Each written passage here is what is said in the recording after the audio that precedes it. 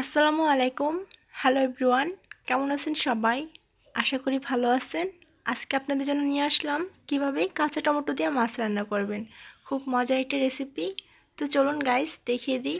তবে তার আগে বলে নিচ্ছি, যদি আমার রান্নাটা ভালো লেগে থাকে অবশ্যই চ্যানেলটা সাবস্ক্রাইব করবেন। ভিডিওর ডান পাশে লাল করে লেখা সাবস্ক্রাইব বাটনে প্রেস করবেন। তো চলুন আমি দেখিয়ে দিই কী কী উপকরণ নিয়েছি, তা প্রথমে দেখিয়ে দিই। মাছ নিয়েছি 4 পিস। তারপর 2টা কাঁচা টমেটো বড় বড় কুচি করে কেটে নিয়েছি। পেঁয়াজ কুচি, মরিচ মাঝখানে ফালি করে নিয়েছি। আদা রসুনের পেস্ট 1 চা চামচ আর ধনেপাতা কুচি। তো যাদের ইচ্ছে অনুযায়ী পরিমাণ বেশি বা কম নিতে পারেন। 1/2 চা চামচ হলুদ, 1/2 চা চামচ মরিচ, 1/2 চা চামচ জিরে, 1/2 চা চামচ ধনিয়া গুঁড়ো আর 1 চা চামচ লবণ। চলুন কীভাবে রান্না করতে হবে। প্রথমে মাছগুলোকে তেল নিয়ে ভেজে নিতে হবে। ভালো করে 2 পাশ ভেজে নিতে হবে। ভাজা হয়ে আসছে, এখন আমি মাছগুলো নামিয়ে ফেলবো।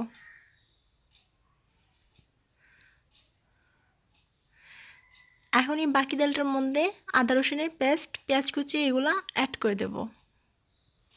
নেড়ে চেড়ে হালকা ভেজে নেব যাতে আদা রসুনের কাঁচা ফ্লেভারটা চলে যায়। ভাজা হয়ে আসছে, এখন এর মাঝে আমি টমেটো কুচি, তারপর মরিচের ফালিগুলো অ্যাড করে দেব। এখন এগুলোকে আমি আরও বেঁচে নেব 2-3 মিনিট, যাতে কাঁচা টমেটোর একটা গন্ধ আছে ওটা চলে যায়।